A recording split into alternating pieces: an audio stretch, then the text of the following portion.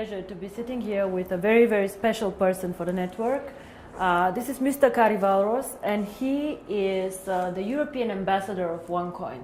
So he is somebody who drives actually the network in Europe, be it the Scandinavian countries, Germany, UK, but also Russia and Kazakhstan, which are very important markets for us actually.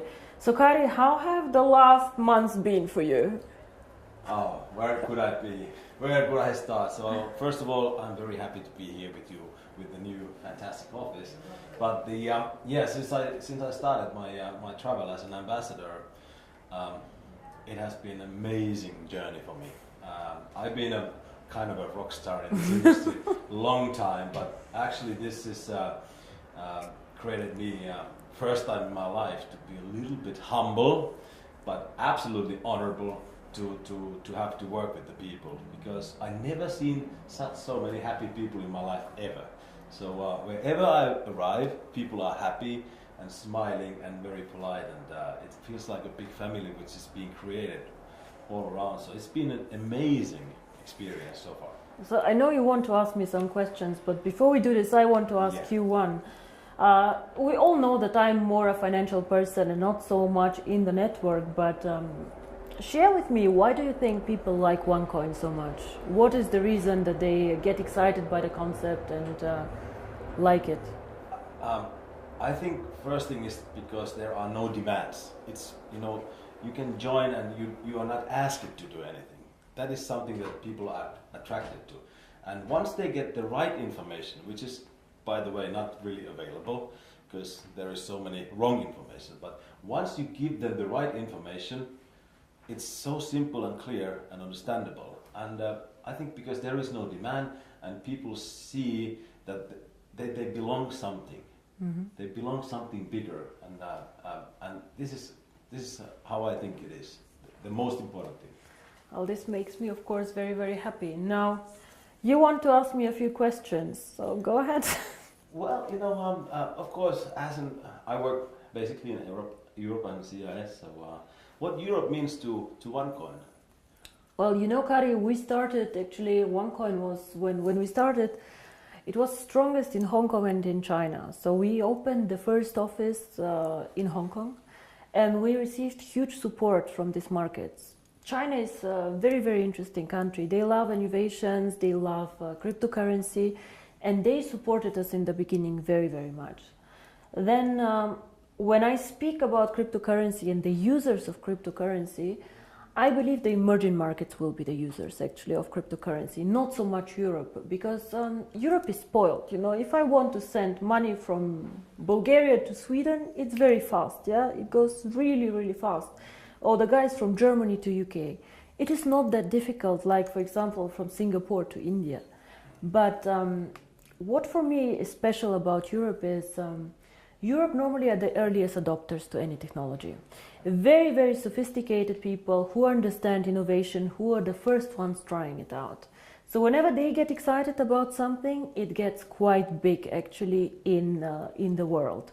All the iPhones and all this, they started in the US, but the Europeans also like this a lot. And I think the European market currently gives us huge support to roll out to the emerging markets. Even if they do not use the cryptocurrency so much, they practically enable all these people who will join later in Africa and in other markets to use Onecoin. For example, let's say you hold 10,000 Onecoins, and in 3 years you decide to sell a part of this. Your buyers most probably will come all from emerging markets, because these people, they do not want to buy the currency as an investment, they want to buy it as a payment system, as a carrier of value. So for example, maybe some Indian person will buy 100 Onecoins from you in Singapore to be able to send this 100 Onecoins to his wife in India. And this is why I think Europe is extremely important. You cannot build a global currency, fast, borderless payments without Europe. We are one of the most developed markets out there, and I have huge support here. A lot of the leaders come from Europe, and I think this is one of the most important markets that we have actually. All right, well, I'm working in an area that is pretty much known as a wealthy area. Europeans are a wealthy country, and also Russia, Kazakhstan, Ukraine, it's really wealthy countries. And they asked me the questions. Well, I know how I answer, but what is it? Because they are limiting the coin sales.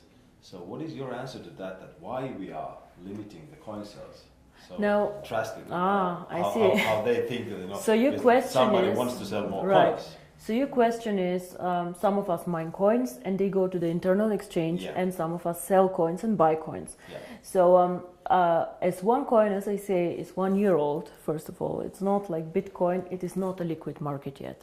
So it means that there might be a day where we have a huge demand for coin sales or a huge demand for coin buying. And this is why we as a company always say buying and selling the coin should never be a reason why you join. The coin actually needs to be used. So we need to have some time, and I say always it's 3 to 5 years until we really manage to have a usability and a liquid market where you can do unlimited sales and buying actually on the market. Until then, Kari, if you do not have limits, for example, what can happen is that one person with a huge sales order or huge buy order can distort the price a lot. And this is what happens to Bitcoin often. I don't know if you see all this going up, down in a very, very big amount. And this is called volatility, and we do not want to have a very big volatility for our coin. People do not understand how it can be that Bitcoin today is worth $500 and tomorrow only 400 within a day. This is very disturbing, and if you are a merchant who takes Bitcoins, you don't want to have this. Because you want to be sure that if you take a Bitcoin today, it will not be valued 20% or 30% less tomorrow. Of course, you're very happy if it's valued 30% more, but it goes both sides. Absolutely, yeah. So cryptocurrency is one of the riskiest assets actually out there. High volatility, low liquidity on the markets. So for us to achieve a high liquidity, we need to work first on the value creation of the coin, on the liquidity, and it will take time. So all these people, why we have created this exchange? We have created it so people can learn to trade it, but it's not a self, the idea is not just that we go buy and sell the coin there, but we wait for the usability of the coin. This coin is very, very young. We have so much way to go, but we have created miracles already. So I'm looking very, very positive into the future. But remember, the internal exchange is demand and supply. So you have to find somebody who wants to sell coins to buy, and the other way around. So the company itself is not obliged to buy back your coins or to sell your coins. If I don't have coins, I cannot sell them. Yeah?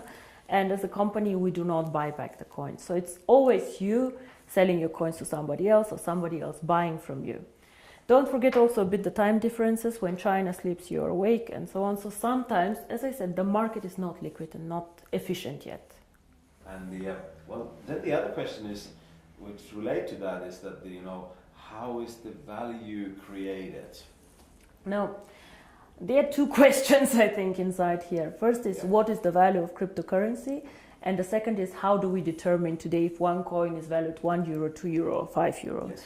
So we have a concept which is called mining difficulty.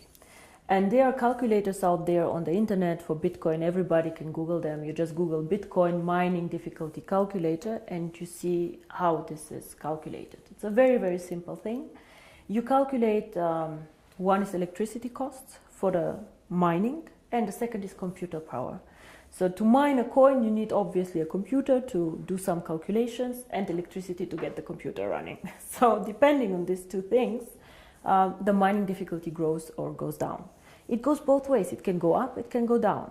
The more miner join, however, the more people who want to mine, the higher the mining difficulty goes. Because more of them are in the pools. And this is, of course, what happens to Onecoin. So you can simulate this with these calculators. It's nothing that Onecoin invented. And this is how we today measure the value of the coin. Yeah? So we say if it costs us €5 to create the coin due to electricity, the servers and the computer power, this is what we think is the appropriate price. Of course, it fluctuates up and down based on demand and supply, but always in a corridor actually that we have set. So this is how we determine the price today. And the second question that you had actually is, but one day we go to the open market, so how do we know what is the value of this cryptocurrency? Why is Bitcoin worth $400 and not 1,000 or whatever? And here, in my opinion, there are two things how we determine the value of cryptocurrency. Cryptocurrency is not backed up by anything. We know this. So it's actually worthless. So it's not backed up by gold. It's not backed up by any other asset. OneCoin is not backed up. Yeah? Bitcoin is not backed up. But there's still value inside, and I tell you why. One is, first of all, the brand. Bitcoin currently have a very strong brand. Everybody knows them. They were the first one. Of course, there are always good and bad things about the brand, but they are very well known. Milka Chocolate is a very well-known brand. Procter & Gamble are a very, very strong brand. So the more people joining OneCoin and the more people speaking about OneCoin, the stronger our brand becomes. And this, I think, is something that makes us really a family, because if you go in the network marketing approach and go and sell shampoo, it does not make you stronger if somebody on a sideline sells shampoo. Only your downline makes you happy. But here, if another team makes OneCoin popular out there, this makes also your coin stronger and your team stronger. And this is something very, very special about OneCoin, I think. And so the brand. And we have currently about 2 million paid members. In the database, we have over 10 million people who know about OneCoin. So we for sure have more users than Bitcoin, for sure. We are different, we are in a different system, but there are 2 million people who tomorrow could start using the coin if we want to. And this is great. So this is one part of the value, but most people use Bitcoin currently as value storage, like gold. I put it in the safe and I keep it there, which is okay, but a bit of a dangerous concept. Everything that goes up can also go down, and you're not special. You know, and if you're not special, why use one coin? Why not use 2 coin, 3 coin, dark coin, or not? So we are probably one of, or probably the only company who focuses so much on usability of cryptocurrency. Why cryptocurrency? How can it change the world? And our two slogans are the future of payments or join the financial revolution. We believe that actually cryptocurrency can be a vehicle for money transfers. So for example, as you do Western Union transfers, you can use cryptocurrency to do a transfer. Fast, borderless payments. And there's a huge demand for this. 2 billion of people have no bank account. 2 billion. Of course, we cannot capture all of them. But again, if we capture only 10 million or 100 million people, it's a network. It grows so fast. We see what happened. You know, December 2014, I was sitting at my desk and I had a bet with Per Carlson, who is not here anymore, if we will manage to have 10,000 people. And we did a huge celebration with 10,000 people. Today we have 2 million after 12 months. It is incredible. And this is the network effect. The more people know about OneCoin, the more they will come and the stronger the brand becomes. Everybody talks about MLM today, that it's pyramid, whatever you call it. For me, I have worked with this for a very long time. For me, it's one of the biggest industry today in the world. But if I ask you, why did you choose to do MLM, to build this company up? I know that you have a background in financial everything, but why did you do this? It was not an easy decision, first of all, to do network marketing. When I started OneCoin, my vision was to do cryptocurrency. And outside in the industry, I did not know the industry well, to be honest. I knew some people who were working there who are either personal friends or good acquaintances, so who I trusted. But what I saw in the beginning were some companies who really went bankrupt in a bad way, owing money to their members, money to their people. But I also saw some mainly product-based companies who were doing a very, very good job out there and an impressive track record. So I saw that not everybody is bad or not everybody is good. So it's an interesting industry. Why I chose it for my cryptocurrency? I believe that we as a cryptocurrency can be only successful if we have many users in a global network. And to be honest, I did not see a better distribution model for this. I did not see another way to attract people in to the cryptocurrency and these people to be spread out geographically so well. OneCoin can work only if it does cross-border payments. So if I have OneCoin only in China or only in Europe, it will not work well. We need the emerging markets, which is Asia, Thailand, Philippines, India, Africa, very, very interesting. These are the users of the coin. And if I would have gone in a traditional way, let's say with an IPO, with big investment funds, these people can buy, let's say, 100 million of coins, but they keep them, they do not use them. So for me, it was more important to get many, many users, even with a small investment sum or with a small sum that they want to participate with, but spread out geographically. And until now, I do not regret it. It's a very competitive industry. Unfortunately, sometimes I see the concept misrepresented. Yeah? We focus mostly on education, financial education, because in my opinion, nobody can understand cryptocurrency, nobody can understand even the financial world out there without education. So education is our product, and some of our members choose to mine the coin.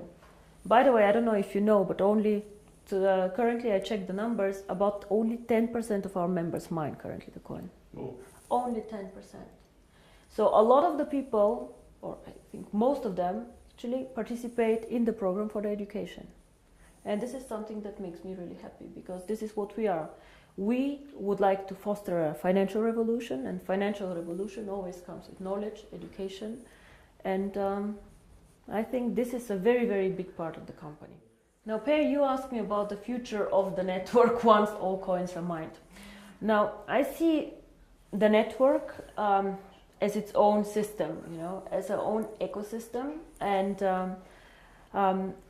I will never go and sell shampoo in this network. This will never happen, because I have never done a network marketing company before, and I do not plan to do ever again a network marketing company. But the network itself is a value. It's a business that you guys are building. And for us, of course, it's also a value, because we can push our ideas through this network, and we can do a lot of things there.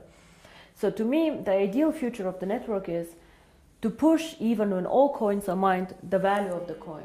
Be it to attract merchants for the coin, be it to create products who are connected to the value of the coin.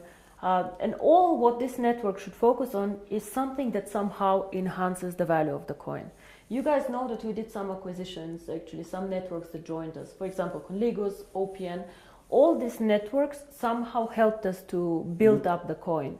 Either they had interesting software for us, or they were geographically interested.